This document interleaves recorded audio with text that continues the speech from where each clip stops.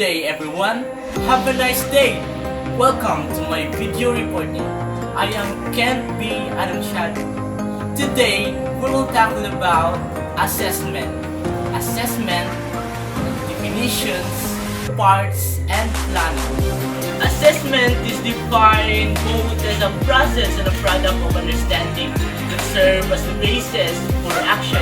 According to Boyle 2006, Timberland et al. 2008, and Hibbert et al.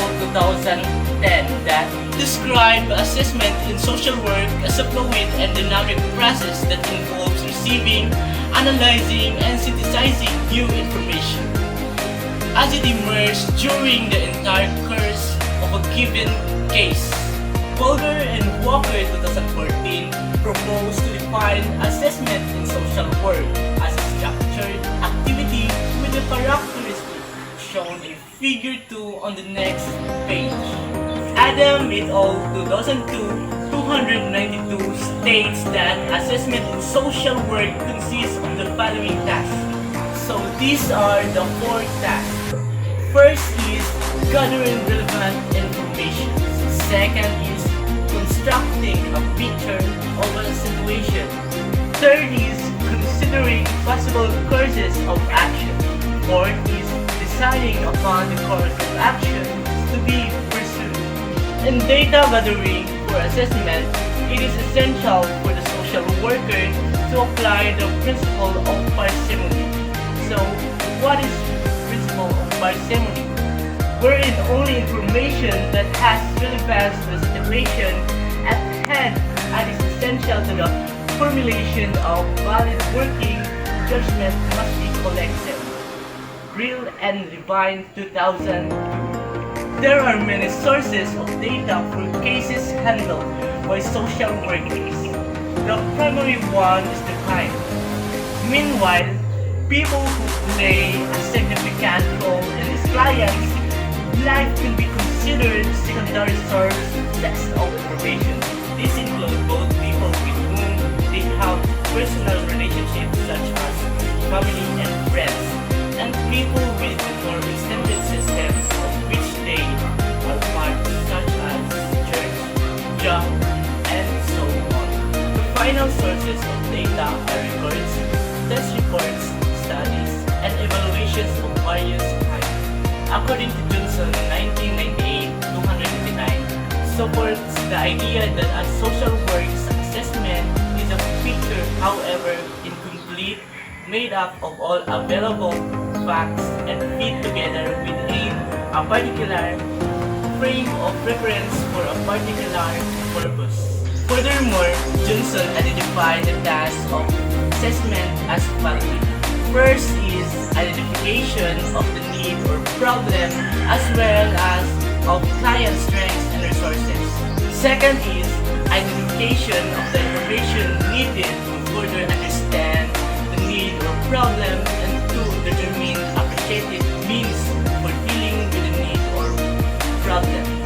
Third is collection and analysis of information. Look at the picture. These are the parts of assessment that we need to know and understand. These are the 10 important parts of assessment. First is purposeful and appropriate. What is purposeful and appropriate? This is a guide that provides tips on how to give purposeful employee appropriation, including recognizing early and often integrating recognition into the employee experience and celebrating different occasions. Second is dynamic and responsive. What is dynamic and responsive? In the context of social work, dynamic can refer to the ever-changing and evolving nature of social issues, client needs, and the social work profession itself. And responsive, it refers to the ability of social workers to effectively and timely address the needs and concerns of individuals, families, groups, and communities they serve. Third is based on engagement and inclusion. What is based on engagement and inclusion? In social work refers to the principles and practices prioritize actively involving individuals, families, groups, and communities in decision-making processes and ensuring their inclusion in all aspects of social work practice. Fourth is ethical and skill. What is ethical and skill? In social work assessment, being ethical and skilled involves adhering to professional ethical standards and utilizing effective assessment. Fifth is grounded in the legal and policy context. What is grounded in the legal and policy context?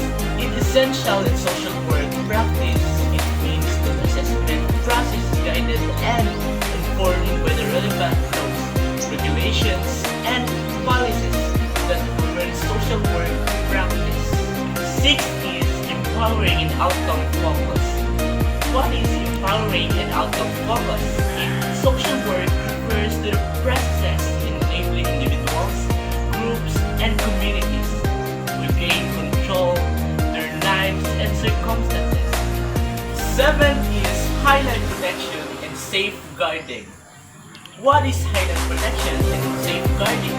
Protection and safeguarding in social work assignment refer to the measure and action taken to ensure the society and well-being of vulnerable individuals, particularly children and adults at risk of abuse or harm. 8 is holistic and comprehensive. What is holistic and comprehensive? A holistic and comprehensive approach in social work assessment refers to considering the multiple dimensions of an individual's life and circumstances in order to gain a comprehensive understanding of their needs, strengths, and challenges. 9 is involves judgment to support decision making. What is involves judgment to support decision making? The involvement of judgment is crucial to support decision making processes.